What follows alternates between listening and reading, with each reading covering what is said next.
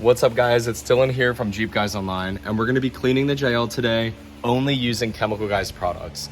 Now look, this video is not sponsored by Chemical Guys or anything like that. I just use their products and I think they work really well for the Jeep. Now, we only are using one product that isn't Chemical Guys, and it is the Ryobi pressure washer right here. It's 1800 PSI at 1.2 gallons per minute. So I'll show you how that works. But again, only Chemical Guys products on cleaning this whole thing.